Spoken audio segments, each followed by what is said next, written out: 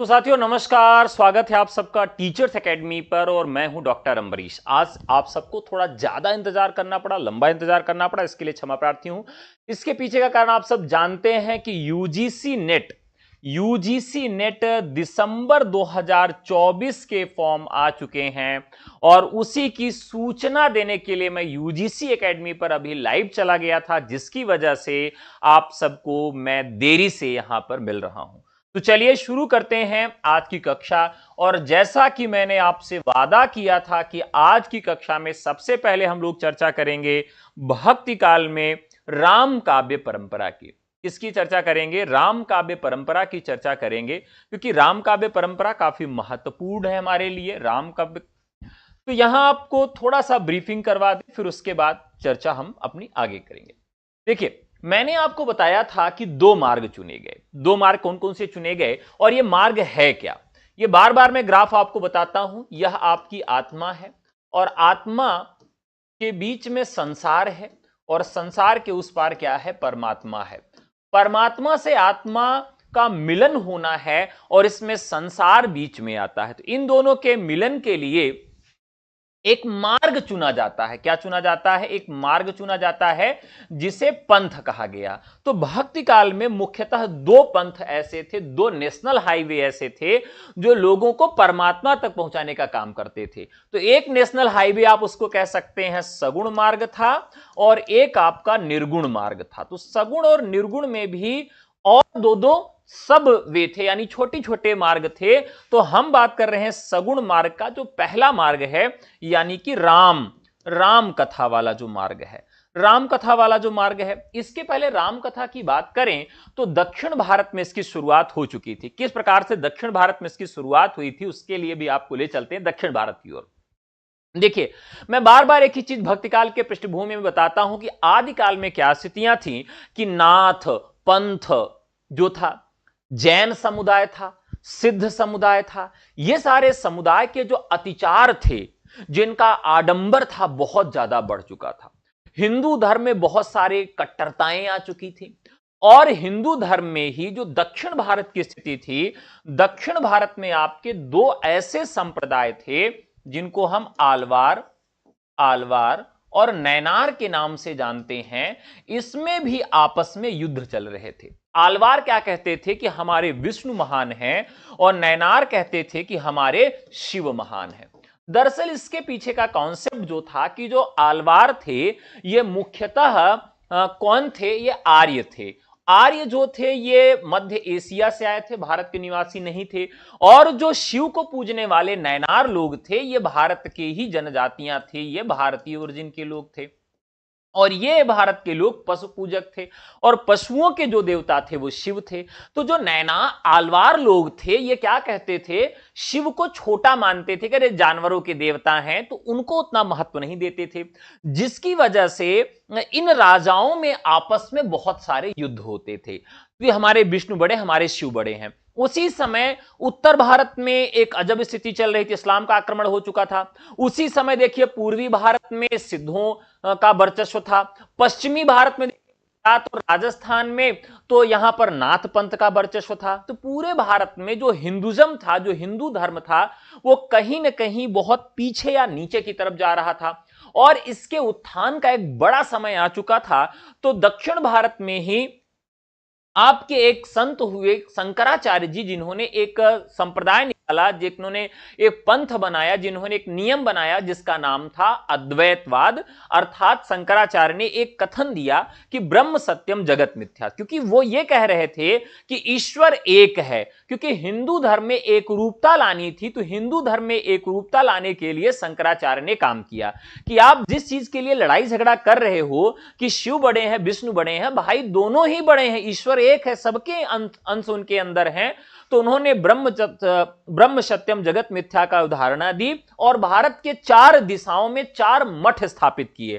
शंकराचार्य के चार मठ स्थापित किए और उन्होंने यह बताया कि जो ये शंकराचार्य होंगे वो दंडी स्वामी होंगे और वो ब्राह्मण ही कोई इसका मठ का धीश हो सकता है। तो मठाधीश कौन होगा? शंकराचार्य कौन होगा? वो हमेशा ब्राह्मण ही होगा। और इसकी प्रक्रिया जो थी बहुत कठिन है।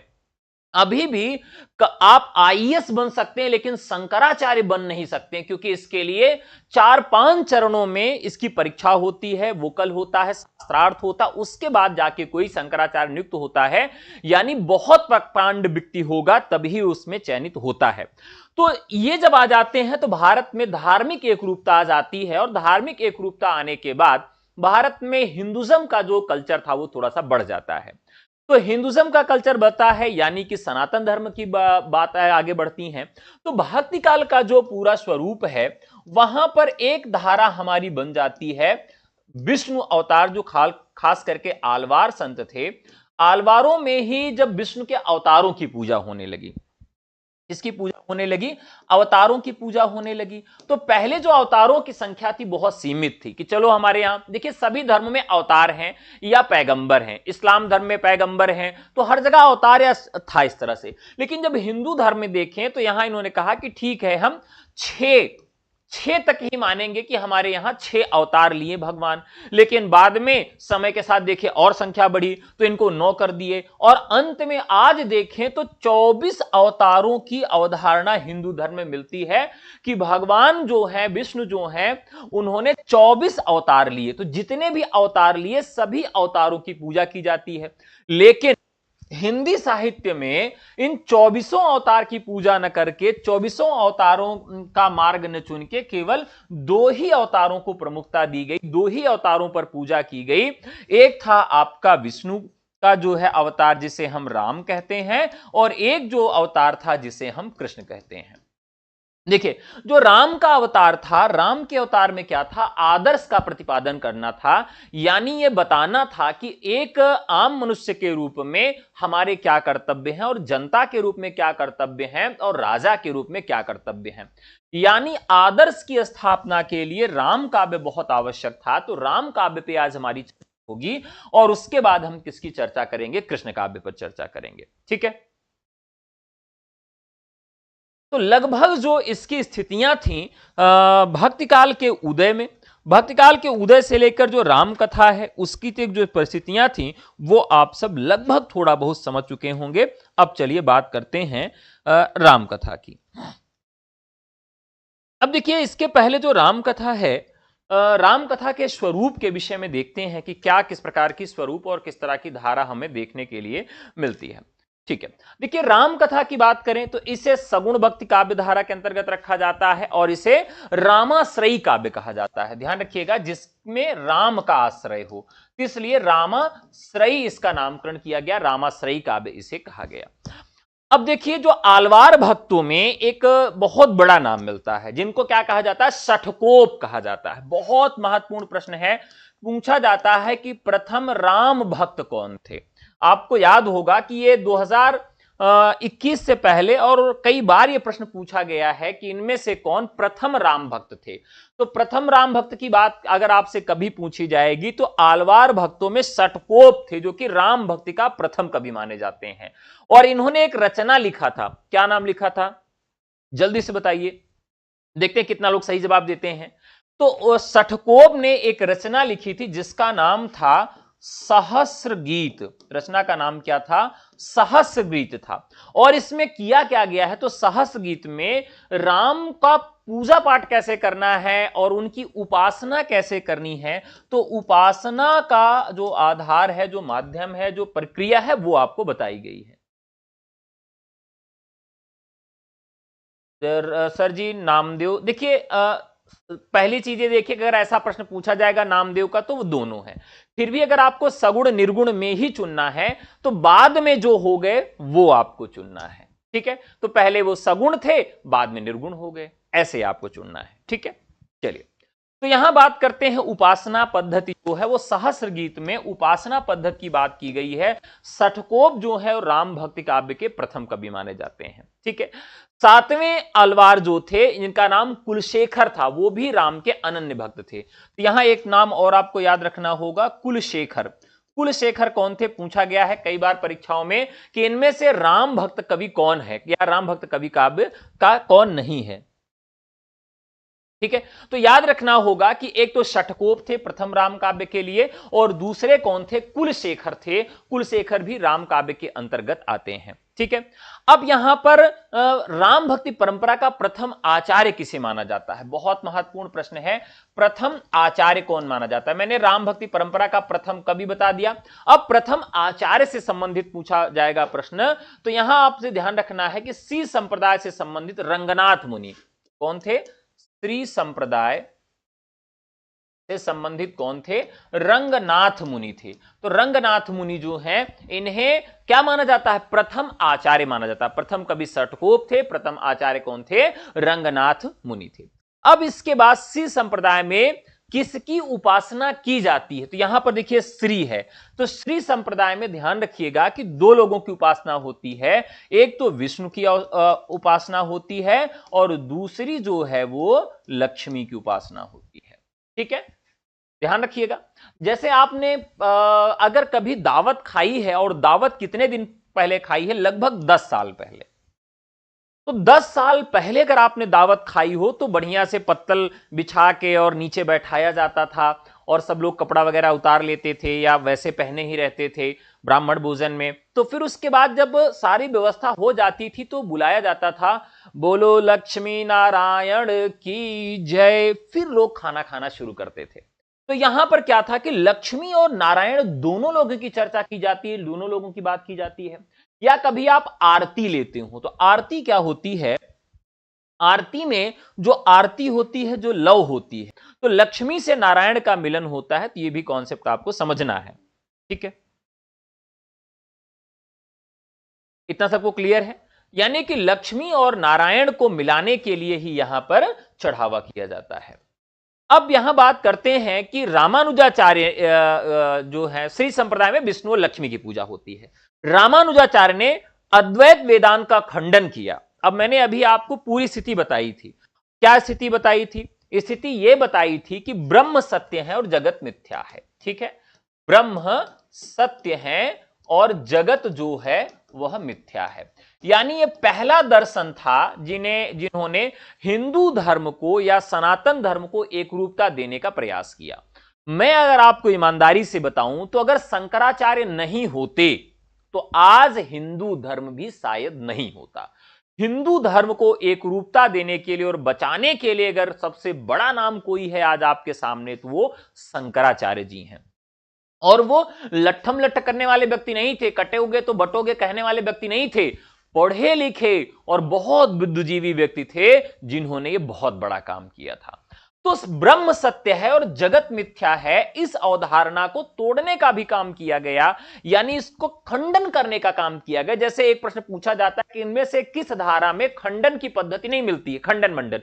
तो सूफी काव्य में खंडन मंडन की पद्धति नहीं मिलती, जबकि राम काव्य, कृष्ण काव्य, जितने भी आपको भक्तिकाल में इसके अलावा काव्य मिलते हैं उसमें खंडन मंडन है। यहां की संत काव्य में भी खंडन मंडन मिलता है। तो यहां पर जो ब्रह्म सत्य जगत मिथ्या, जो अद्वैत वेदांत था, इसका खंडन किया जाता है। उसका खंडन किस रूप में किया गया? विशिष्टाद्वैतवाद के रूप में किया गया। क्या किया गया? विशिष्टाद्वैतवाद के रूप में इसका खंडन किया जाता है। अब इसका जो खंडन किया गया, इसका रिप्लाई देना था भैया। रिया जी ने कुछ पूछा है। देखिए, पढ़ाते समय मैं कोई रिप्लाई नहीं दे पाता, उसके लिए क्षमा प्रार्थी हूं, क्योंकि फिर लय टूट जाती है और दूसरी बातों हम लोग उलझ जाते हैं। कुछ आपको पूछना है तो क्लास के पहले या क्लास के अंत में हम लोग बातचीत कर लेंगे। ठीक है, तो विशिष्टाद्वैतवाद की स्थापना की गई। विशिष्टाद्वैतवाद क्या है? जिसके अनुसार ब्रह्मा के ही अंश जगत के सारे प्राणी हैं।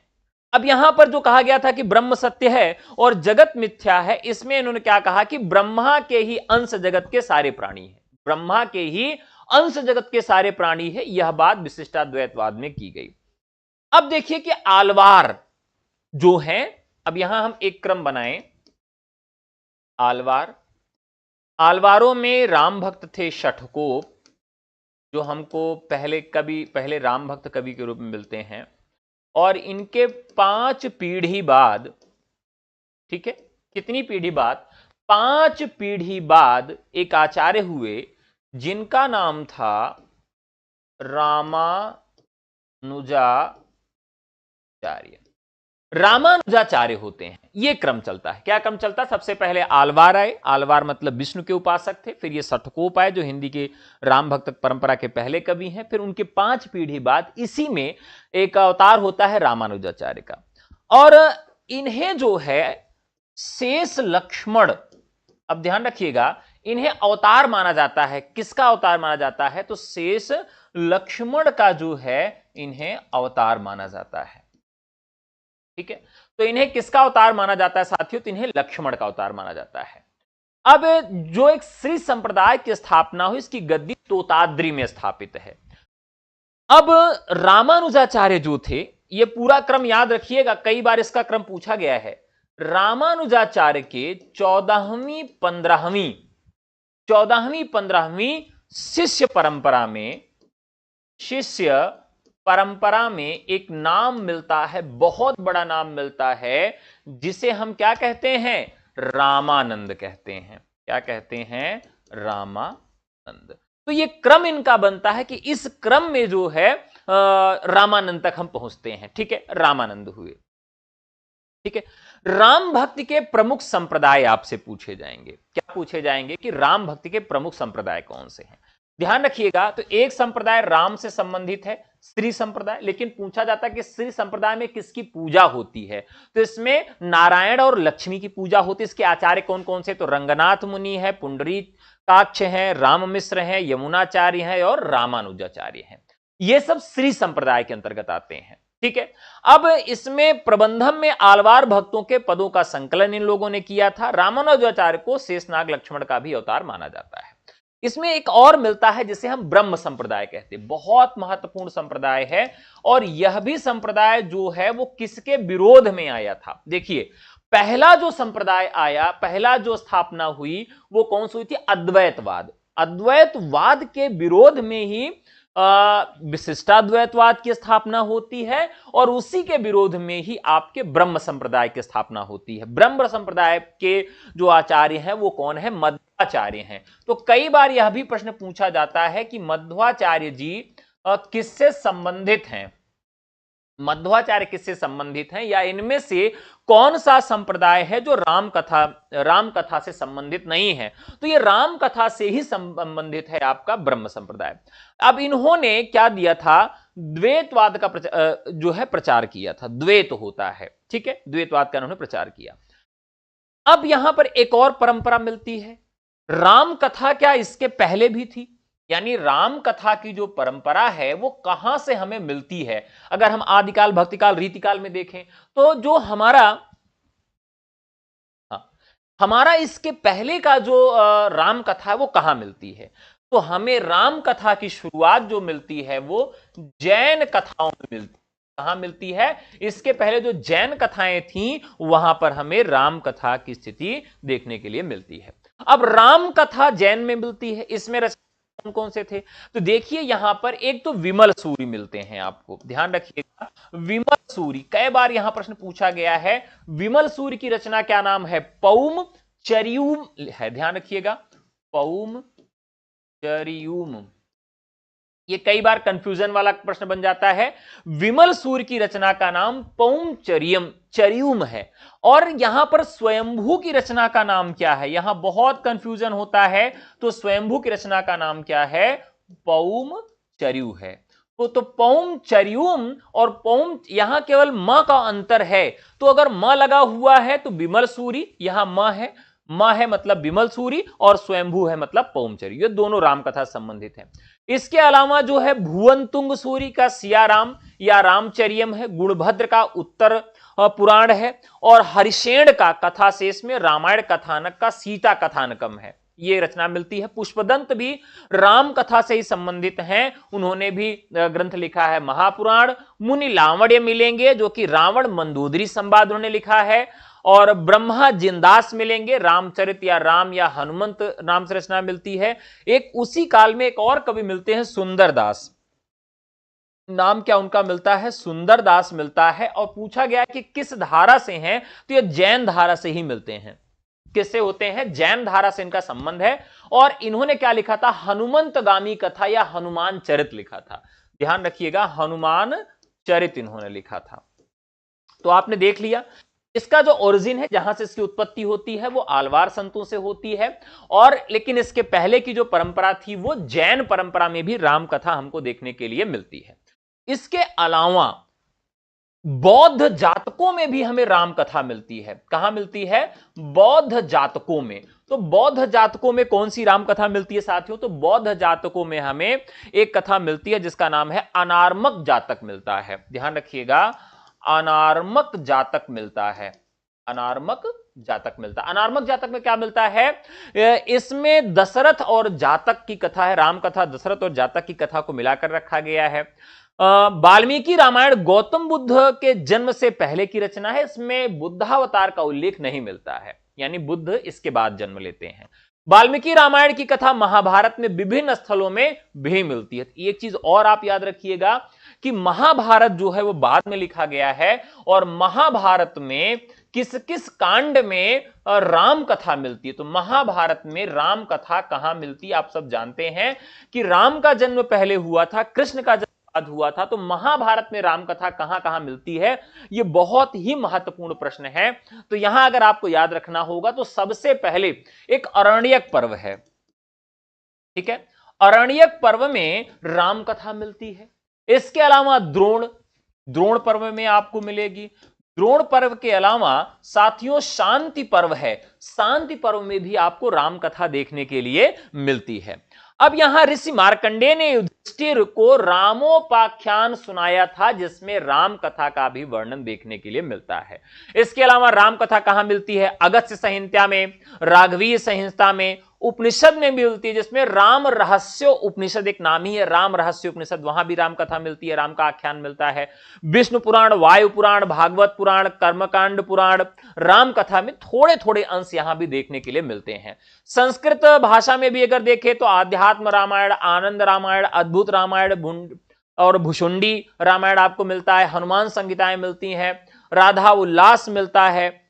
यहां पर भी ये बहुत सारी रचनाएं देखने के लिए मिलती हैं। अब यहां जो सबसे महत्वपूर्ण फैक्चुअल क्वेश्चन है उसकी बात करें, जो कई बार परीक्षा में पूछा गया है, उसकी बात करें तो एक प्रश्न यहां पूछा जाता है कि एक अग्रदास नाम से मिलता है, जिनको अग्रदास या अग्रदास अली, ये दोनों नाम मिलते हैं। तो इसको लेकर आप कंफ्यूज मत होइएगा। अगर अग्रदास आए या अग्रदास अली आए, दोनों नाम का मतलब एक होता है। तो अग्रदास या अग्रदास अली जो थे, इन्होंने सीता को सखी मानकर, ध्यान रखिएगा, सीता को अपनी सखी मानकर जो है लिखा है काव्य। ये किस जाति के थे? तो ध्यान रखिएगा, ये डोम जाति के थे। डोम जाति। अब डोम का क्या काम होता है आप सब बता दीजिए। मुझे लगता है जो पानी भरने वाली जातियां शायद उनको ही डोम कहते हैं, या आदिवासी हैं, मुझे इतना आइडिया नहीं हो रहा है अभी। वेद व्यास द्वारा रचित महाभारत का हिंदी अनुवाद जो है वो गोकुलानाथ गोपीनाथ ने किया था। पिछली बार पूछा गया था कुछ बहुत महत्वपूर्ण जो महाकाव्य हैं उनका जो अनुवाद है वह भी पूछा जाता, तो गोकुलनाथ ने यहां किया था, ठीक है। अब इसके अलावा संस्कृत भाषा में भी बहुत सारी राम कथाएं लिखी गई हैं। जब हम संस्कृत साहित्य आपको पढ़ाएंगे, ठीक है, उनकी रचनाएं जब आपको पढ़ाएंगे तो उसमें बताएंगे। जैसे प्रतिमा नाटक है, भास के द्वारा है, रामकथा, अभिषेक नाटक है, रघुवंश, राघव वध, महावीर चरित, उत्तर रामचरित, उत्तर राघव है, जानकी हरण, रामायण मंजरी है, दशावतार चरितम है। बहुत महत्वपूर्ण रचना है दशावतार चरितम। तो यहां कई बार लोग कंफ्यूज हो जाते हैं कि इसमें राम कथा है कि नहीं है। तो दशावतार चरितम जो रचना क्षेमेंद्र की है, इसमें राम कथा में चरित्रों में नवीनता है यानी नए तरीके से राम कथा को उसमें दिखाया गया है। इसके अलावा इनकी कुंदन माला है, राघव पांडवीय है, राघव नैषधीय है, इसके बाद अनंग राघव है, आश्चर्य चूड़ामणि है और उल्लास राघव है, जिसमें राम कथा देखने के लिए मिलती है। एक चीज और है, देखिए राम कथा जो है अन्य भाषाओं में कहां कहां मिलती है। मोस्ट इंपॉर्टेंट प्रश्न है यह, 1000 बार इंपॉर्टेंट कह लीजिए तब भी कम है। कई बार परीक्षाओं में पूछा गया और यहां से भी आपसे प्रश्न पूछा जा सकता है कि अन्य भाषाओं में कहां कहां पर भी राम कथा मिलती है। देखिए साथियों, मैं आपको पहले बता दूं कि अब फास्टेड रिवीजन चल रहा है, और यहां अगर आप पढ़कर नहीं आए और आपने इससे पहले कभी नहीं पढ़ा तो हो सकता है मेरी क्लास आपको कम समझ में आए। तो इसलिए आपसे निवेदन है कि पढ़कर आए। नेक्स्ट क्लास जो हमारी होगी वो कृष्ण काव्य पर होगी, तो आप कृष्ण काव्य पहले से पढ़ के रखें। रामकथा हम लोग आज पढ़ रहे हैं। रामकथा के विषय में जैसे प्रश्न पूछा जाता है कि कौन सी रचना अन्य भाषा में रामकथा लिखती है, तो जैसे कृतिवास ने बांग्ला में लिखा है, बहुत महत्वपूर्ण है, कई बार पूछा गया है। कृतिवास की रचना है बांग्ला में लिखी गई है। और जो आपके निराला है, निराला की रचना है, निराला की जो रचना है उसमें क्या मिलता है, तो निराला की रचना है राम की शक्ति पूजा। राम की शक्ति पूजा जो है वह किस आधार से ली गई है, तो आधार ग्रंथ उसका हो जाता है कृतिवास, जो कि बांग्ला में लिखा गया है। कंब रामायण कंब के द्वारा तमिल में लिखा गया है। रंग रामायण रंग के द्वारा तमिल में लिखा गया है। और भास्कर रामायण भास्कर के द्वारा तेलुगु में लिखा गया है। तो ध्यान रखिएगा, कंब और रंग ये दोनों तमिल में लिखा गया है। कई गलत होता है, तो कंब और रंग कैसे याद रखेंगे कि कंबल को रंगा गया है, कंबल को कहां रंगा गया था, तो ये तमिल में रंगा गया था। तमिलनाडु में एक कंबल को रंगा गया था, तो कंब रंग ये बहुत महत्वपूर्ण है, यहां से प्रश्न पूछा जाता है।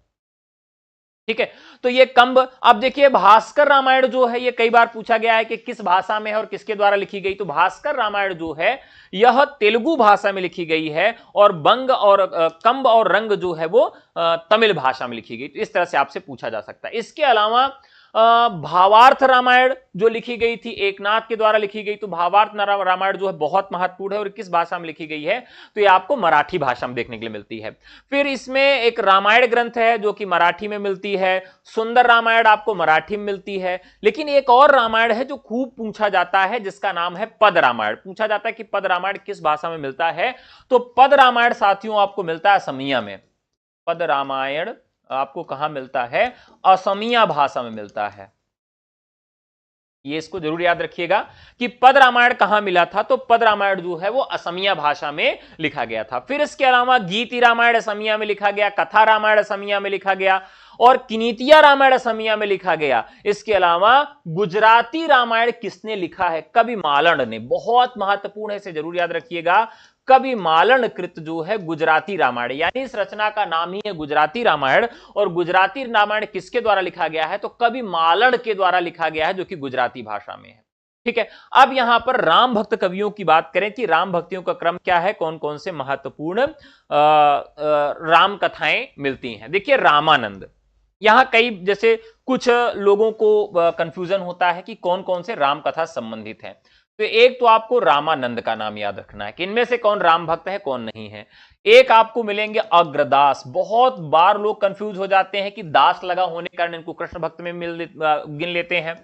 एक नाम आता है ईश्वर दास। ईश्वर दास आपको देखिए यहां दो जगह मिलेंगे, एक ये सूफी काव्य में मिलेंगे और एक आपको राम कथा में मिलेंगे।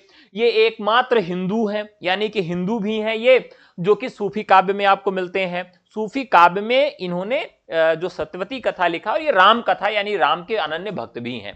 तो ईश्वर दास, बाकी आप तुलसीदास का नाम जानते ही हैं, नाभादास का नाम आप जानते ही हैं। तो तुलसी और नाभादास तो महत्वपूर्ण ही है। इसके अलावा जो है केशवदास और सेनापति, यहां पर केशवदास और सेनापति का भी नाम हमें देखने के लिए मिलता है रामकथा में। तो देखिए प्रश्न कैसे बनेगा, पूछेगा कि इनमें से कौन सा कवि ऐसा है जो रामकथा से संबंधित नहीं है। प्रश्न पूछा जाएगा कि इनमें से कौन सा ऐसा कवि है जो रामकथा संबंधित नहीं है।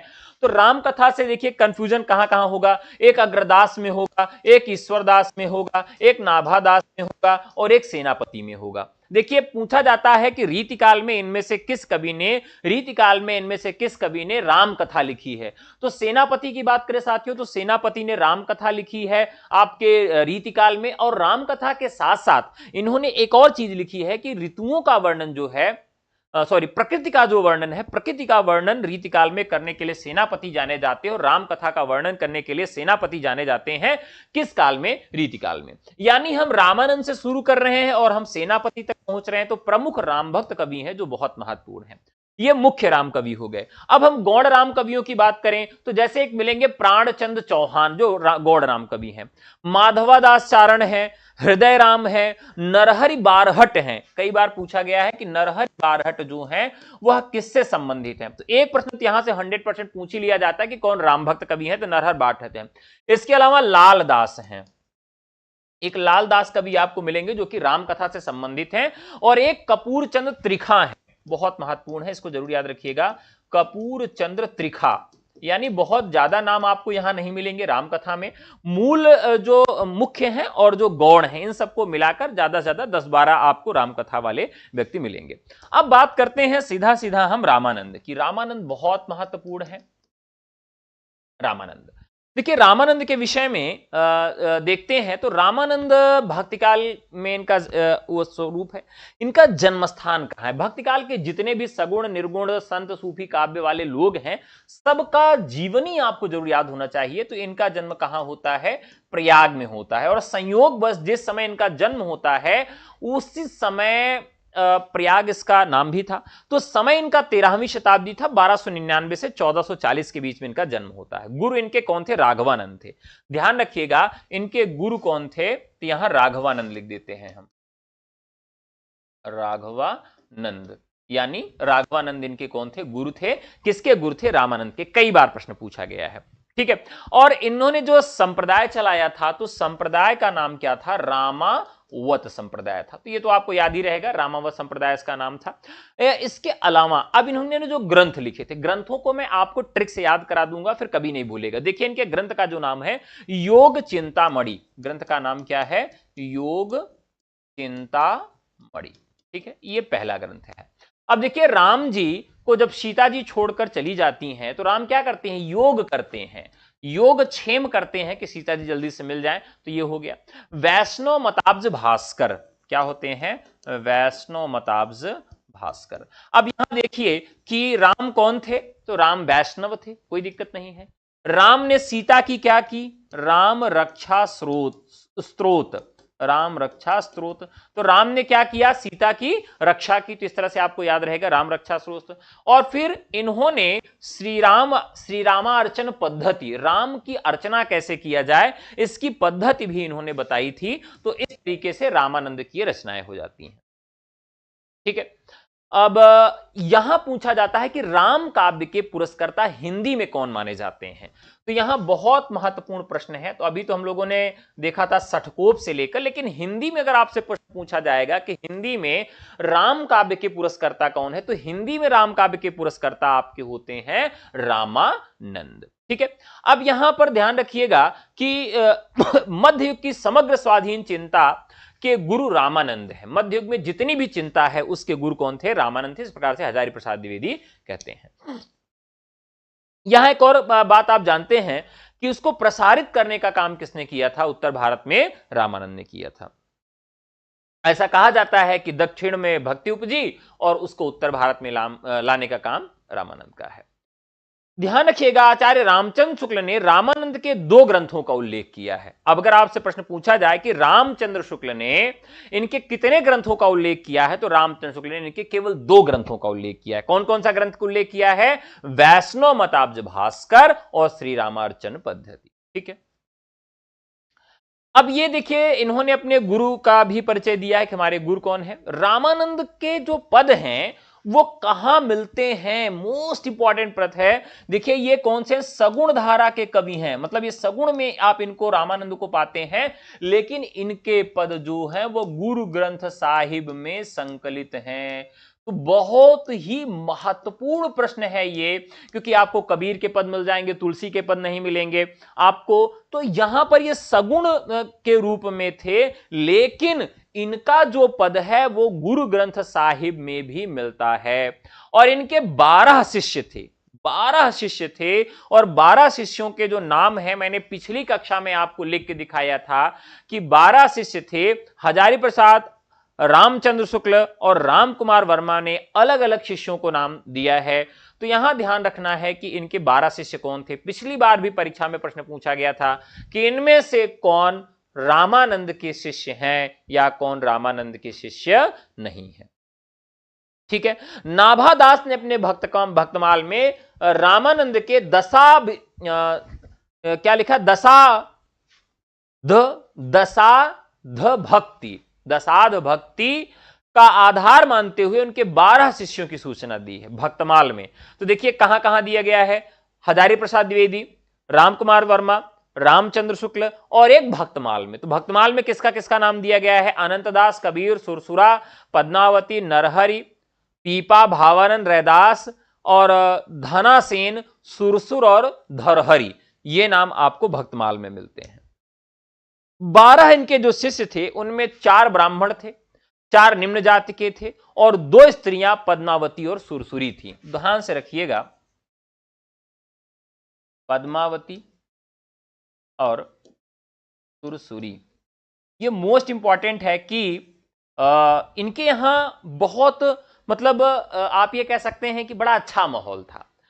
सभी जातियों के शिष्य भी थे और इसके अलावा स्त्री और पुरुष भी थे, यानी पुरुष तो थे ही, तो 2 स्त्रियों के नाम मिलते हैं, एक पद्मावती, एक सुरसुरी जो है इनकी शिष्या थी। रामानंद के शिष्य जो अनंतदास थे और मुसलमान कबीर के शिष्य थे।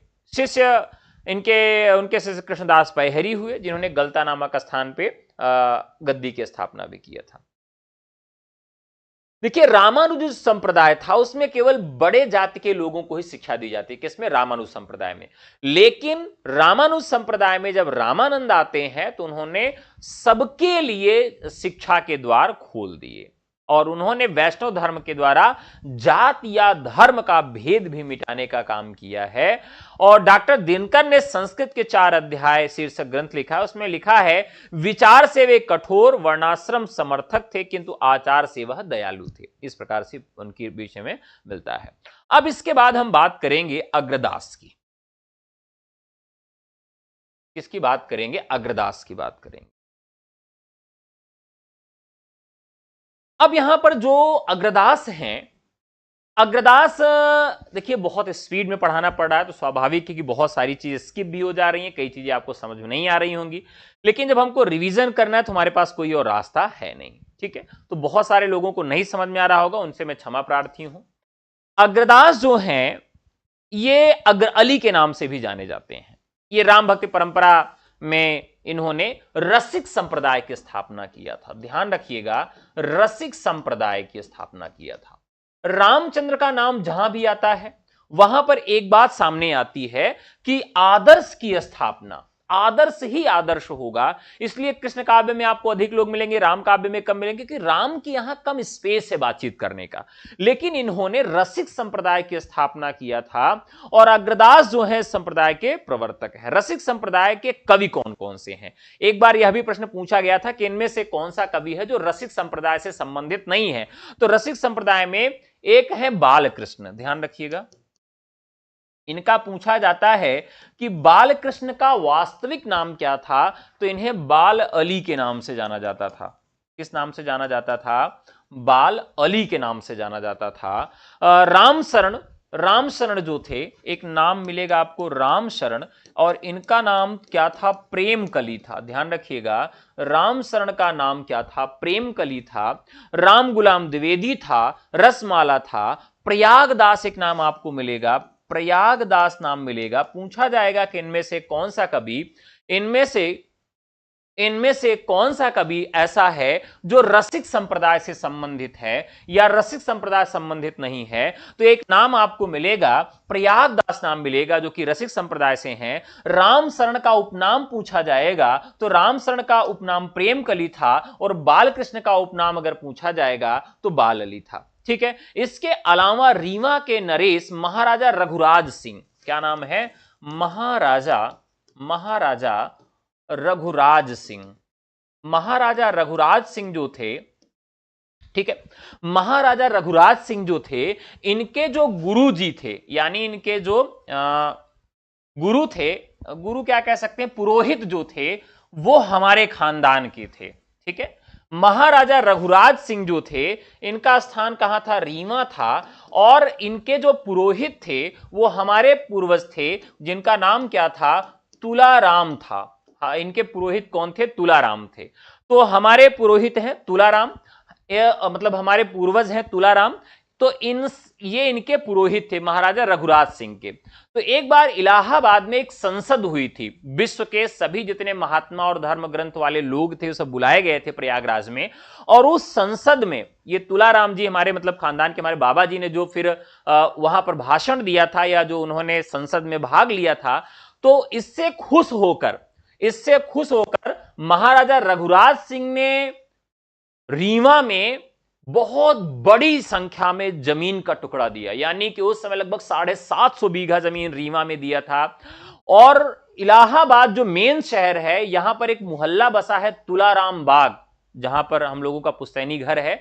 तो तुलाराम बाग की जो जमीन है वो पूरी जमीन भी इन्होंने दान में दी थी, क्योंकि जो उस समय का जो ये समय था महाराजा रघुराज सिंह का, महाराजा रघुराज सिंह के क्षेत्र में ही इलाहाबाद आता था, रीवा आता था, तो उन्होंने दान में दिया था पूरा का पूरा तुलाराम बाग। कभी आप जाइए तो अलोपिन मंदिर के बगल का जो मोहल्ला है वो तुलाराम बाग है, जहां का मैं रहने वाला हूं और जिनके खानदान से मैं हूं, तुलाराम जी के खानदान से।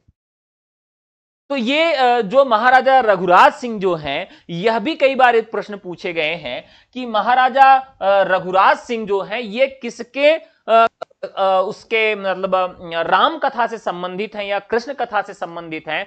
तो महाराजा रघुराज सिंह जो है ये राम कथा से संबंधित है। ये भी चीज आपको यहां पर याद रखनी होगी, ठीक है। चलिए आगे बढ़ते हैं। यहां एक चीज और मिलती है कि अग्रदास ने अपनी गद्दी जयपुर के पास रैवास में स्थापित किया था। कहां किया था? रैवास में, जिसमें रसिक संप्रदाय को उन्होंने रखा था। और अग्रदास की रचनाएं पूछी जाती हैं। देखिए अग्रदास की रचनाएं पूछी जाती हैं जो बहुत महत्वपूर्ण है, आपको याद रखनी होगी। देखिए इनका नाम क्या है? अग्रदास है। कैसे याद रखेंगे? जो व्यक्ति आगे बैठा रहता बड़ा रसिक होता है। तो पहले हम लोग जब नौटंकी देखने जाते थे तो नौटंकी के मंच के ठीक पास में जो लोग बैठे होते थे बड़े रसिक होते थे, यानी पूरी तैयारी करके पहुंच जाते थे, एकदम ओस पड़ती रहती थी, लेकिन नौटंकी देखते रहते थे। ये भी जानते थे कि जो यहां डांस कर रहा है वो लड़का है, लेकिन उस लड़के को लड़की मानकर डांस करते थे। और ये भी मैंने देखा है कि कुछ लोग डिमांड करते थे वंस मोर। हमने कहा यार ये जान रहे हैं कि कोई लड़का नाच रहा है लड़की का वेश धर के, तब भी लोग इतने खुश रहते थे और तादाद में स्थापित कर लेते थे, और कई लोगों को तो उस लड़के से प्रेम हो जाता था। तो भाई बहुत बड़ी बड़ी कथाएं हैं। आप लोग अगर गांव से हो, नौटंकी जानते हैं, खास करके उत्तर प्रदेश में नौटंकी विधा आप जानते हैं, तो आप लोगों को इसके विषय में बखूबी मालूम होगा। तो जो आगे बैठे हुए लोग होते हैं वो रसिक होते हैं। तो इस तरह से आप याद कर सकते हैं अग्रदास रसिक संप्रदाय। इन्होंने जो रचनाएं लिखी हैं, अब इसी के आधार पर इनकी रचनाओं को भी याद करेंगे। इनकी रचना का नाम है ध्यान मंजरी। देखिए जो लोग आगे बैठे रहते हैं बहुत ध्यान से उस नौटंकी को देखते हैं, तो क्या हो जाएगा? ध्यान मंजरी हो जाएगा। दूसरी रचना है उपासना बावनी। क्या हो जाती है? उपासना बावनी। तो ये लोग क्या करते हैं, जो अग्रदास आगे बैठे रसिक लोग होते हैं, ये क्या करते हैं? उपासना भी करते हैं। हे भगवान फिर से वही आ जाए डांस करने के लिए, तो उपासना बावनी से रचना हो गई। राम भजन मंजरी, क्या रचना हो गई? राम भजन मंजरी। तो देखिए जब नौटंकी की शुरुआत होती है तो क्या होता है? सबसे पहले राम का भजन होता है, मंगलाचरण होता है, राम का भजन पहले कराया जाता है। और फिर क्या दिया जाता है? पदावली, कुछ पद जो हैं वो पढ़ के सुनाए जाते हैं। और सबसे अंत में हितोपदेश, कुछ जो है हितो भी की जाती हैं। तो आप कैसे याद रखेंगे? नौटंकी से जोड़ के याद करेंगे कि नौटंकी में जो आगे बैठे हुए लोग हैं वो अग्रदास हैं और वो रसिक संप्रदाय की स्थापना करते हैं। उनकी रचनाएं हैं वो आगे बैठ के ध्यान लगाते रहते हैं, उपासना करते हैं कि हे भगवान फिर वह वाली आ जाए डांस करे। राम भजन मंजरी, फिर उसी नौटंकी में राम का भजन भी होता है, पदावली भी गाई जाती है और सबसे अंत में हितोपदेश की बातें करके पूरा की पूरी नौटंकी समाप्त कर दी जाती है। तो आप इस नौटंकी, अग्रदास और इससे जोड़ के इनकी पूरी रचनाओं को याद कर सकते हैं। देखिए इनकी कुछ पंक्तियां हैं जो बहुत महत्वपूर्ण है, खास करके पहरे राम तुम्हारे सोवत मैं मति अंध अंध नहीं जोबत। कहते हैं कि पहरे राम तुम्हारे सोवत मैं मति मंद अंध नहीं जोबत। और एक और पंक्ति है, मुख पंकज के निकट मनोवली छौन छाए हैं और कुंडल ललित कपोल जुगल यस परम सुदेश राम है। तो यानी कि सब रूपों में राम कथा को इन्होंने देखने का काम किया है। फिर आ जाते हैं आपके ईश्वरदास। अब इसके बाद आ जाते हैं ईश्वरदास। देखिए ईश्वरदास से बहुत महत्वपूर्ण प्रश्न पूछे जाते हैं। हाँ, कुंडलिया भी है, ठीक है। ईश्वरदास की बात करते हैं तो ईश्वरदास जो है साथियों, ये राम काव्य से संबंधित है। इनकी दो रचनाएं मिलती हैं जो बहुत महत्वपूर्ण है। ईश्वरदास एक तो भरत मिलाप। देखिए किसी का मिलन कौन करवाता है? ईश्वर मिलन करवाता है। ऐसे याद रखिएगा, भरत का भी मिलाप किसने करवाया था? तो ईश्वर ने करवाया होगा। किसी का मिलान कौन करवाता है, मिलाप कौन करवाता है? तो भरत का मिलाप भी ईश्वर ने करवाया था। ऐसे याद रखना है, भरत मिलाप। इन्होंने अंगद पैज नाम की एक रचना लिखा है जो बहुत महत्वपूर्ण है, कई बार पूछी जाती है, खास करके कि अंगद पैज जो रचना है यह किस रस में है। अब ध्यान रखिएगा, आपको अंगद वाली कथा याद होगी कि उन्होंने राम के दरबार में अपना पैर रख दिया और कहा कि मेरा पैर जो उठा लेगा मैं उसको वीर मानूंगा। तो कोई उठा ही नहीं पाया। फिर रावण तो इनके पैर को उठा लेता, लेकिन उन्होंने कहा कि नहीं नहीं, मैं आपको अपना पैर नहीं छूने दूंगा, और इस प्रकार से वहां से एक मुहावरा बन गया अंगद पैर का। तो यानी ये पूरी कथा किस रस में है, यह प्रश्न पूछा जाता है। तो अंगद पैज जो रचना है यह वीर रस में है, ऐसे आपको याद रखना है, ठीक है। अंगद पैज आपकी इस तरह से। ईश्वरदास ने सत्यवती कथा की भी एक रचना किया है, भरत मिलाप किया है, अंगद पैज किया है। तो सत्यवती कथा भी बहुत महत्वपूर्ण है, जिसे प्रेमाख्यानक काव्य परंपरा की पहली रचना भी कहा जाता है, ठीक है। तो ये ईश्वरदास हो गए। चलिए अब बात करते हैं इस तरह से तुलसीदास की। तुलसीदास, देखिए तुलसीदास को मैंने बहुत अच्छे से आपको याद कराया था, पढ़ाया था, समझाया था। पब्लिक क्लास ही थी, मुझे लगता है दूसरी क्लास में मैंने आपको बताया था। गोस्वामी तुलसीदास का जो जन्म है वो आपको घोट के पी जाना है। इनका जो जन्म हुआ था 1532 में हुआ था। कब जन्म हुआ था? 1532 में इनका जन्म हुआ था। जन्म स्थान बांदा था, राजापुर में था, और मृत्यु कब होती है? 1623 में होती है, काशी के 80 घाट पर। ध्यान रखिएगा, काशी का 80 या काशी मोहल्ला नाम से एक फिल्म भी बनी हुई है काशी 80 के उपन्यास पे, जो कि काशीनाथ सिंह का है। तो काशी के 80 घाट पे इनकी मृत्यु होती है। इनके परिवार में इनके पिता आत्माराम थे, मोस्ट इंपॉर्टेंट है। माता इनकी हुलसी थी, पत्नी इनकी रत्नावली थी। पालन पोषण किसने किया था? मुनिया नामक दासी ने किया था। किसने किया था? मुनिया नामक दासी। इनके ऊपर जो एक रचना लिखी गई है, क्या नाम था?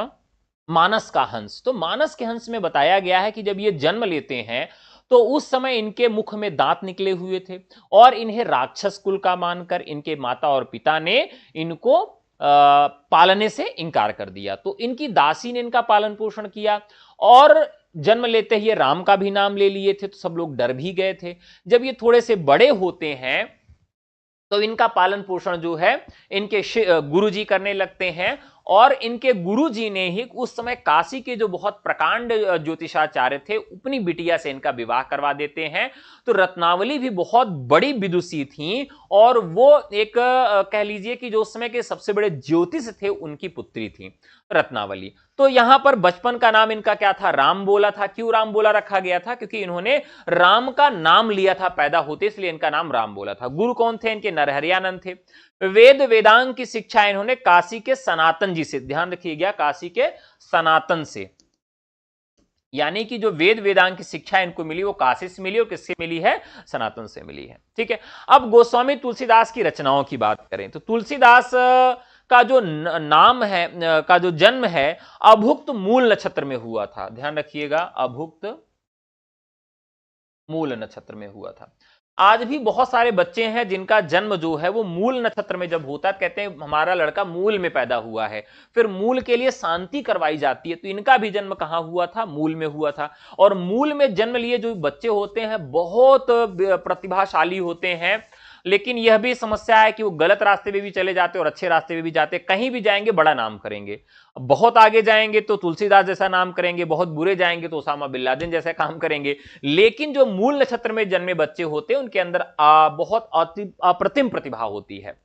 तो हम बात कर रहे थे गोस्वामी तुलसीदास की रचनाओं की। तो शुक्ल जी के अनुसार इनका जन्म राजापुर में हुआ था, और राजापुर बांदा में, और कुछ लोग कहते हैं सूरोखेत एटा में भी इनका जन्म होता है।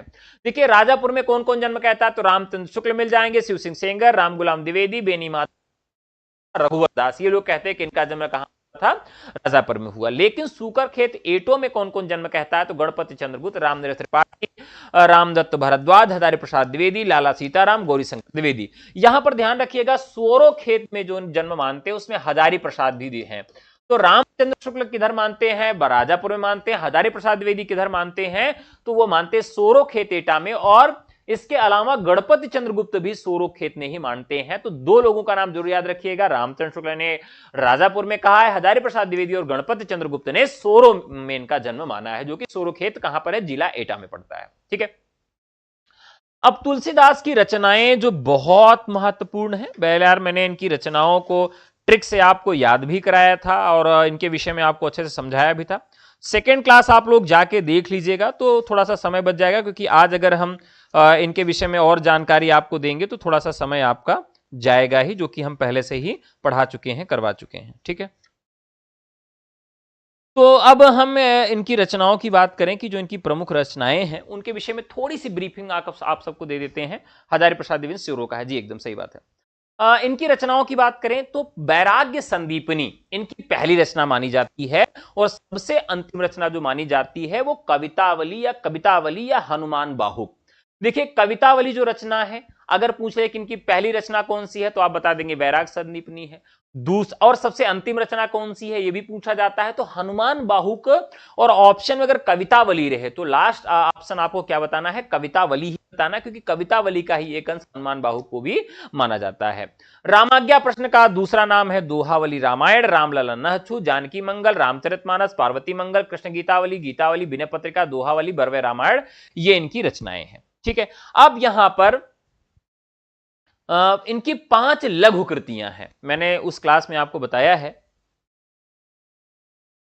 देखिए, ये जो क्लास कहां देखें, तो ये क्लास जो है वो यूट्यूब पर पब्लिक ही है, और भक्त जो मैंने अभी नया बैच शुरू किया उसकी ही सेकंड क्लास है, जिसमें मैंने आपको बताया है एक एक रचनाओं को कैसे याद रखेंगे, एक एक रचना याद करना बताया है तुलसीदास की। तो 5 लघु कृतियां कौन सी हैं इनकी। लघु देखिए, वैराग्य संदीपनी। देखिए, अगर कोई वैरागी हो जाएगा तो घर बार छोड़ देगा, छोटा आदमी हो जाएगा। रामलला नहछु, तो नहछु कब होता है, जब व्यक्ति छोटा होता है तो रामलला नहछु। जानकी मंगल, ध्यान रखिएगा, किसी का अगर विवाह हो जाता है तो वह भी क्या हो जाता है, छोटा आदमी हो जाता है, क्योंकि उसका विस्तार कम हो जाता है, सीमित हो जाता है। ये मैं आपको केवल मजे के लिए बता रहा हूं, जिससे आपको याद रहे। तो वैराग्य संदीपनी, रामलला नहछु, और फिर जानकी मंगल, पार्वती मंगल और बरवे रामायण। तो पार्वती मंगल भी जो है इसमें भी मंगल लगा हुआ है, यानी जिसका विवाह हो जाता है वो छोटा आदमी हो जाता है। और फिर अंत में आ जाता है क्या, बरवे रामायण। अब बरवे का मतलब होता है बढ़ जाना, कोई अगर बढ़ जाता है तो उसको क्या कहते हैं, वो छोटा हो जाता है। तो इसको कैसे याद रखेंगे, इन रचनाओं को पंचरत्न कहा जाता है। क्या कहा जाता है, पंचरत्न कहा जाता है। यानी कि सबसे पहली रचना कौन सी हो जाती है इनकी, वो हो जाती है जो व्यक्ति बैरागी हो जाता है, माने घर बार छोड़ देगा तो छोटा आदमी हो जाएगा, वैराग्य संदीपनी। रामलला नहछु, जब कोई बच्चा छोटा होता है तो उसका नहछु होता है। जानकी मंगल, अगर किसी का मंगल हो जाता है तो वो आदमी छोटा हो जाता है, क्योंकि भाई विवाह हो गया तो आदमी कैसे बढ़ेगा, एक मजे के लिए बता रहा हूं। पार्वती मंगल भी ऐसे हो गया, और कोई आदमी बर जाएगा यानी जल जाएगा तब भी छोटा हो जाएगा, तो बरवे नायिका जो है इनका, सॉरी बरवे जो रचना है, बरवे रामायण, वो भी इसी तरह से पंचरत्न में आ जाती है। कृष्णदत्त मिश्र ने अपनी पुस्तक जो है गौतम चंद्रिका में तुलसीदास की रचनाओं को अष्टांग योग का उल्लेख किया है। ये 8 अंग हैं। 8 अंग में राम गीतावली, पदावली, कृष्ण गीतावली, बरवे दोहावली और सगुनावली, कवितावली और सोहिलो मंगल इन्होंने बताया है। अब प्रथम रचना वैराग्य संदीपनी और अंतिम रचना जो है वह कवितावली है, इसको जरूर याद रखिएगा। बहुत सारे विद्वान रामलला नहछु को भी तुलसीदास की पहली रचना मानते हैं। ठीक है, तो बाकी इनकी रचनाओं की डेट, क्रम, ये सब मैंने आपको याद करना बता दिया था, सिखा दिया था। अब इसमें देखिए कौन सी रचना की डेट याद रखनी है। पहली रचना जो साथियों है वो आपको याद रखना है। पहली रचना का समय याद करना है 1626 से 1627, 1627 संबत, ये पहली रचना की डेट याद रखनी है। इसके अलावा रामचरितमानस 1574 की डेट याद रखनी है, और सबसे अंतिम रचना कवितावली की डेट याद रखनी है 1631 से 80 के बीच में लिखी गई। ये आपको याद रखना है। इसके अलावा कुछ फैक्ट्स आपसे पूछे जाएंगे। रामाज्ञा प्रश्न किस तरह का ग्रंथ है? तो एक प्रकार का ज्योतिष ग्रंथ है। कृष्ण गीतावली में कृष्ण संबंधित पदों की रचना की गई है और जो इनका ग्रंथ है इसी में ही भ्रमर गीत भी लिखा गया है। पूछा गया है कि इनमें से किसने भ्रमर गीत नहीं लिखा, तो तुलसीदास ने भ्रमर गीत परंपरा का ग्रंथ लिखा है, ये याद रखिएगा। कलिकाल का वर्णन कहां किया है तुलसीदास ने, यह कई बार प्रश्न पूछा गया है। ठीक है, पूछा जाता है कि कलिकाल का वर्णन तुलसीदास जी ने कहां किया है। कलिकाल का मतलब जो है जिसे कलयुग आप कहते हैं, उन्होंने कलिकाल का वर्णन 2 जगह किया है, याद रखिएगा। एक तो रामचरितमानस में किया है और एक कहां किया है, कवितावली में किया है। इसको लेकर लोग कंफ्यूज रहते हैं, तो ये दोनों जगहों पर इन्होंने इसका वर्णन किया है। ठीक है, तो यहां पर रामचरितमानस में भी इन्होंने किया है और कवितावली में भी कलिकाल का वर्णन है। कवितावली में बनारस काशी के तत्कालीन समय में पहले महामारी का भी वर्णन किया है। ठीक है, महामारी का वर्णन किया है। तो कवितावली के उत्तरकांड में ध्यान रखिएगा, कवितावली के उत्तरकांड में महामारी का वर्णन है। कौन सी महामारी का वर्णन है? जो महामारी उस समय बनारस में फैली हुई थी।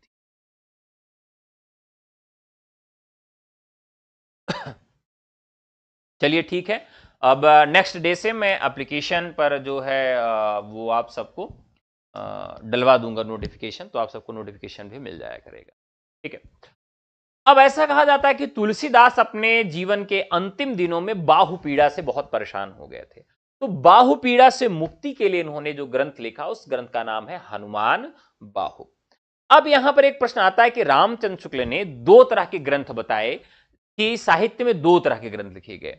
एक है कि साधनावस्था के ग्रंथ, साधनावस्था के ग्रंथ, और एक ग्रंथ है जो कि सिद्धावस्था के ग्रंथ है। एक ग्रंथ कौन से हैं? साधना के लिए लिखे गए, और दूसरे ग्रंथ जो लिखे गए सिद्धि के लिए लिखे गए।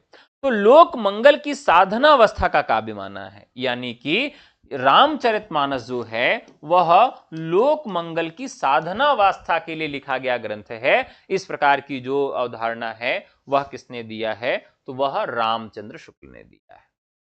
अब आप जानते हैं कि मानस में 7 खंड है, 7 कांड है। इन कांडों का नाम भी आपको मालूम ही होना चाहिए। किसके किसके बीच में संवाद है यह भी आपको मालूम ही होना चाहिए। ठीक है, तो ये जो सामान्य सी चर्चा थी, ये बहरहाल राम कथा और उससे संबंधित जो चर्चा है वो हम लोगों ने पहले ही कर लिया है। ठीक है, तुलसीदास के विषय में बहुत सारे कथन मिलते हैं। क्या कथन मिलता है उसकी भी चर्चा कर लेते हैं। तुलसी के गुरु का नाम था नरहरिदास। 7 वर्ष की आयु में बाबा नरहरिदास के संपर्क में आए तो नरहरिदास ने ही इनका नाम राम बोला से बदलकर तुलसीदास किया। तो पूछा जा सकता है कि तुलसीदास का नामकरण किसने किया, या तुलसीदास का नाम तुलसीदास किसने रखा? तो तुलसीदास का नाम तुलसीदास किसने रखा है? इनके गुरु नरहरिदास ने रखा है। किस वर्ष की अवस्था में रखा है? 7 वर्ष की अवस्था में इनका नाम रखा गया।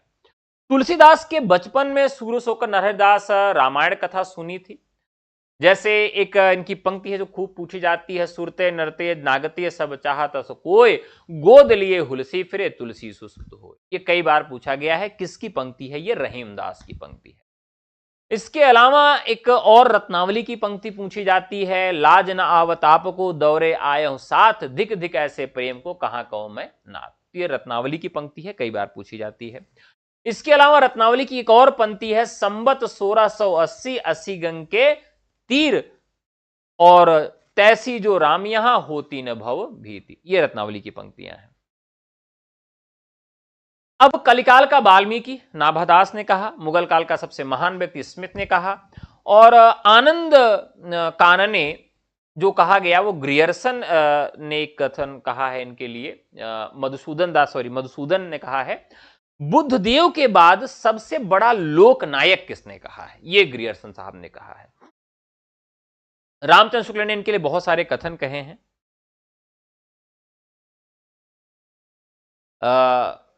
बहुत सारे कथन कहे हैं। तो क्या कथन कहा है कि इनकी वाणी की पहुंच मनुष्य के सारे भावों व्यवहारों तक है। एक और वह व्यक्तिगत साधना के मार्ग को विरागपूर्ण और भागवन उपदेश करती हैं और लोक पक्ष में पारिवारिक और सामाजिक कर्तव्यों का सौंदर्य दिखाकर मुग्ध करती हैं। रामचंद्र शुक्ल।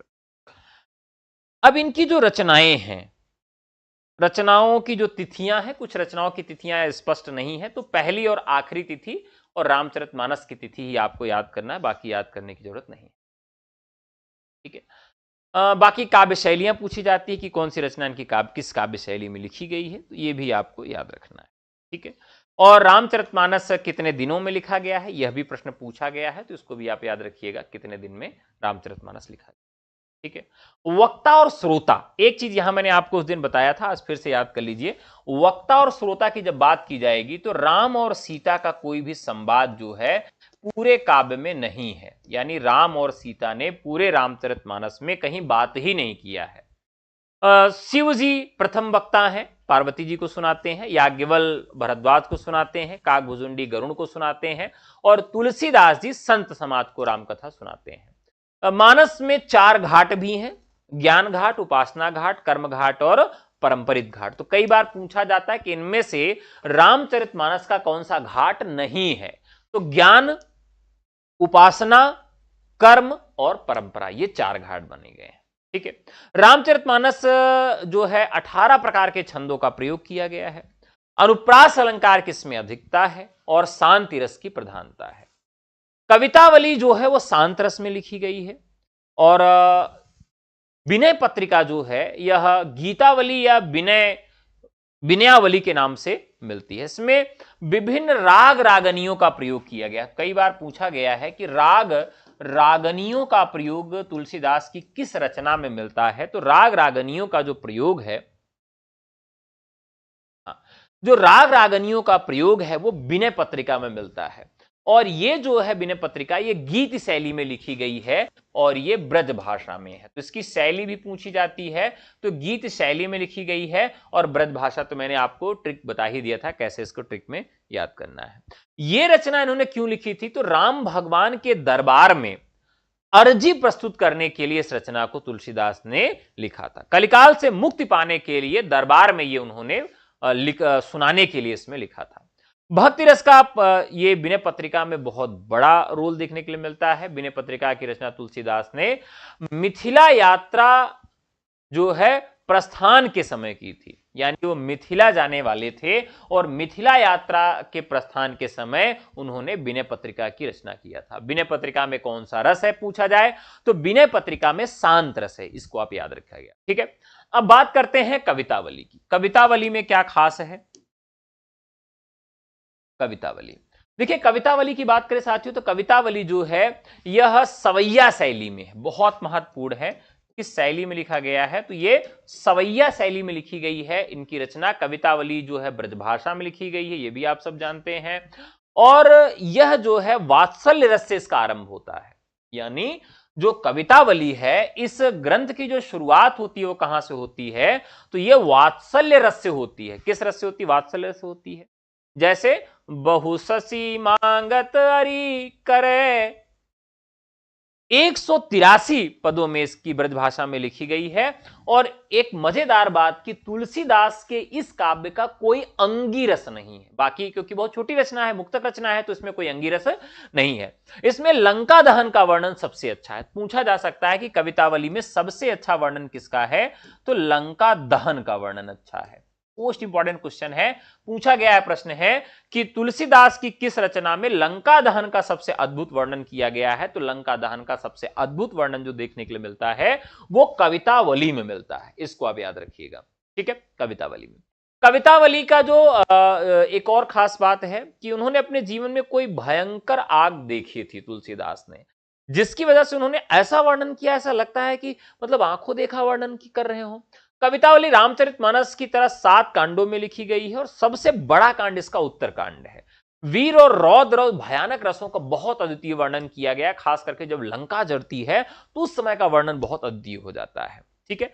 इसके बाद जो हम चर्चा करेंगे बहुत महत्वपूर्ण रचना है गीतावली की। ठीक है। गीतावली जो रचना है इसकी खास बात क्या है कि ये राज्याभिषेक राम के राज्याभिषेक से गीतावली की शुरुआत होती है और बेनी माधवदास मूल गोसाई चरित के अनुसार गीतावली तुलसीदास की प्रथम रचना मानी जाती है। राम का जन्मोत्सव इसमें सबसे पहले मनाया जाता है और इस रचना में कोई मंगलाचरण देखने के लिए नहीं मिलता है। कवि सवैया शैली में लिखी है। इसमें अनेक पद सूर सागर के समान है। सूरदास के बाल पद और गीतावली के बाल पद बहुत साम्यता रखते हैं।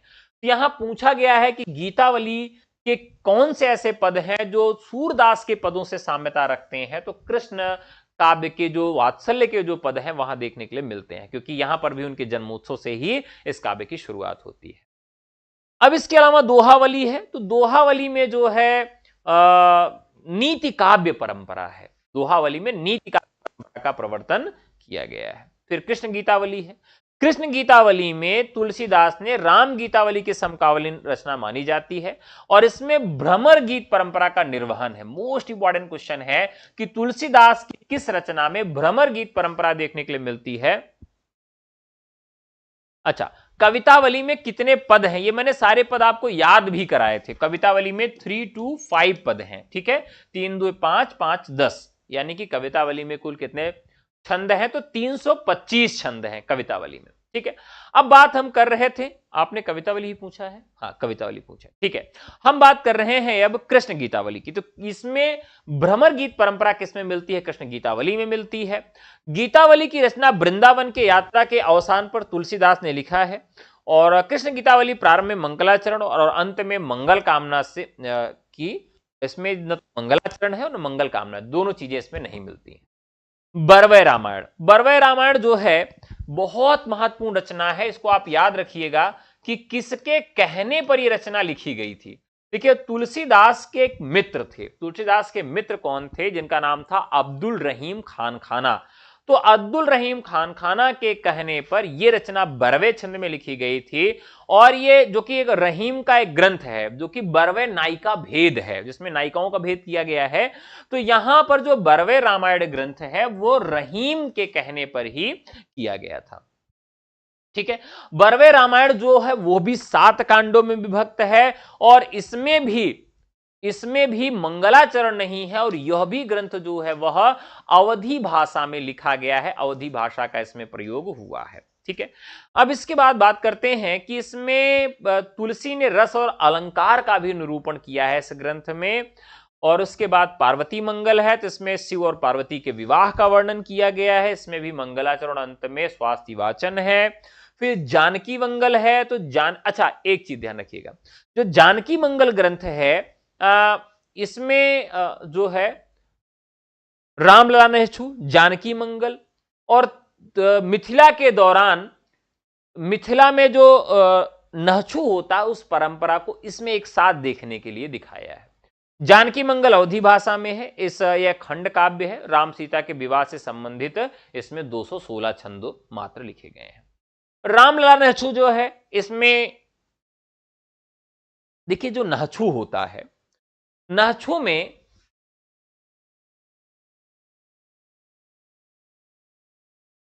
हम बात कर रहे हैं नहछू की, तो रामलला नहछू जो है ये स्त्रियों में प्रचलित जो अश्लील और फूहड़ गीत हैं उनको दूर करने के लिए, क्योंकि बहुत सारे अश्लील और फूहड़ गीत गाए जाते हैं, तो उस परंपरा को दूर करने के लिए तुलसीदास ने यह ग्रंथ लिखा था। और राम का जो नहछू है विवाह के अवसर पर महिलाओं के द्वारा गाए जाने वाले गीत हैं। रामलला नहछू प्रबंध काव्य है। इसमें एक प्रकार का विभाग नहीं है, एक ही वर्ण में ग्रंथ समाप्त हो जाता है। इसमें कुछ 20 छंदों का प्रयोग किया गया है और इस छंद में कुल 22 मात्राएं होती हैं। तुलसी के साहित्य की विराट चेष्टा ग्रियर्सन तुलसी को लोकनायक मानने का एक आधार बनाते हैं। फिर आती है रामाज्ञा प्रश्नावली। रामाज्ञा प्रश्नावली किस प्रकार का ग्रंथ है, यह ज्योतिष की रचना मानी जाती है और काशी के गंगाराम थे, उनके अवरोध पर ही इस ग्रंथ को लिखा गया था। उन्होंने अनुरोध किया था तो तुलसीदास जी ने यह ग्रंथ लिख दिया था, ठीक है। गोसाई तुलसी पर लिखे गए बहुत सारे ग्रंथ हैं, जैसे मूल गोसाई चरित बेनी माधव दास के द्वारा, तुलसी चरित बाबा रघुवर दास के द्वारा, गोस्वामी तुलसीदास आचार्य रामचंद्र शुक्ल के द्वारा, राम कथा उत्पत्ति और विकास फादर कामल बुल के बहुत महत्वपूर्ण ग्रंथ है, तुलसी काव्य मीमांसा उदयभान मिश्र का ग्रंथ है और तुलसी रसायन भगीरथ मिश्र का ग्रंथ है। मानस दर्शन एक ग्रंथ इनके द्वारा लिखा गया था जो कि श्री कृष्ण लाल का ग्रंथ है। तो वियोगी हरि ने भी लिखा था विनय पत्रिका की टीका। मनोवैज्ञानिक अध्ययन जगदीश प्रसाद शर्मा ने भी लिखा था। तो इस तरह से तुलसीदास के जो ग्रंथ हैं और तुलसीदास की जो पूरी प्रक्रिया है वो हम लोगों ने चर्चा में लिया। तुलसीदास की जो महत्वपूर्ण काव्य की पंक्तियां हैं वो बहुत पूछी जाती हैं। अब इस राम काव्य परंपरा में हम लोग चर्चा करेंगे नाभादास की। नाभादास जो है वो कृष्णदास प्रियहरि के शिष्य थे। तो नाभादास कौन थे? वो कृष्णदास प्रियहरि के शिष्य थे।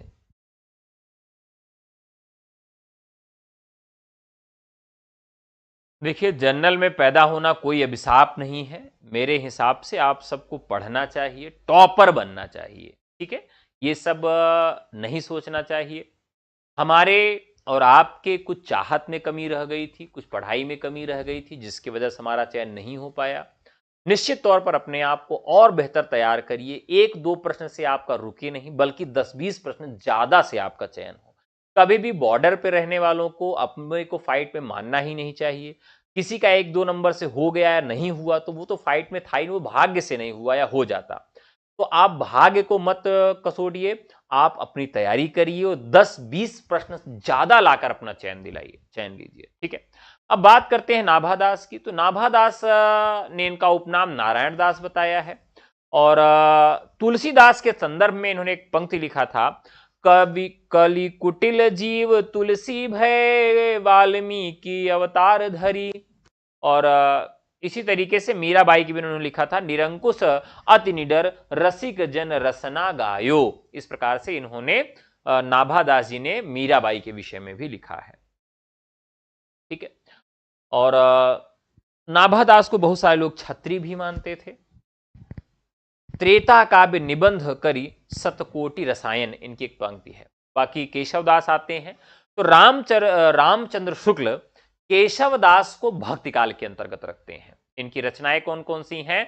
तो रसिक प्रिया, रामचंद्रिका, कविप्रिया, रतिन बावनी, वीर सिंह देवचरित, विज्ञान गीता, जहांगीर जस चंद्रिका, नखसिक और छंदमाला।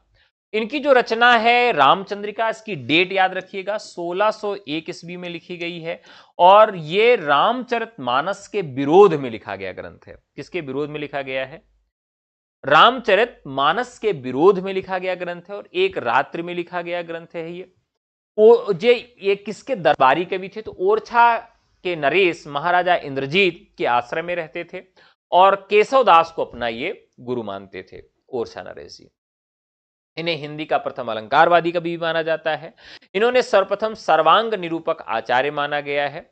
और केशवदास ने एक संचारी भाव और नए संचारी भाव का प्रतिपादन किया था, जो कि पिछली बार परीक्षा में आ गया था। ठीक है, बहरहाल केशवदास को हम कहां पढ़ेंगे? रीतिकाल में पढ़ेंगे। रीतिकाल के अंतर्गत इनको पढ़ेंगे तो ज्यादा ठीक रहेगा। तो सेनापति को भी हम लोग रीतिकाल के अंतर्गत पढ़ेंगे और सेनापति भी रीतिकाल के अंतर्गत है। वैसे भक्तिकाल में इनको नहीं पढ़ा जाता है, राम भक्ति कवि के तौर पे पढ़ा जाता है, लेकिन इनकी मूल जो अवधारणा है वो हम भक्तिकाल में पढ़ते हैं। ठीक है, तो ये राम भक्ति काव्यधारा का जो महत्वपूर्ण विश्लेषण था, कुछ महत्वपूर्ण जानकारियां थी, वो मैंने आपको बताया।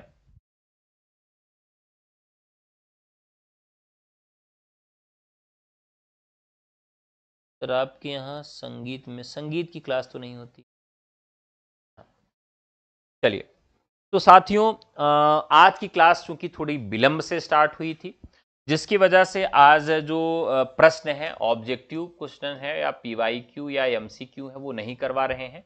पीवाईक्यू और एमसीक्यू आज वाली क्लास का कल करवाएंगे। ठीक है, और कृष्ण काव्य जो है वो कल पढ़ाएंगे। तो कृष्ण काव्य को हम शॉर्ट में पूरा रिवाइज करवाएंगे कल, और बाकी क्वेश्चंस भी कल करवाएंगे। तो आज की कक्षा कैसी लगी आप मुझे जरूर बताइएगा। व्हाट्सएप करके आप हमारे नए बैच से जुड़ सकते हैं, 9628 95 92 37। और इस बैच का नाम है विजय पथ ब्रह्मास्त्र बैच। तो विजय पथ ब्रह्मास्त्र बैच से जुड़िए और क्विक रिवीजन करिए, डाउट्स क्लियर करिए और महत्वपूर्ण प्रश्नों की श्रृंखला प्राप्त करिए। ठीक है, तो आज की कक्षा कैसी लगी जरूर बताइएगा। कल आपसे पुनः मुलाकात होगी, तब तक के लिए नमस्कार, जय हिंद, धन्यवाद।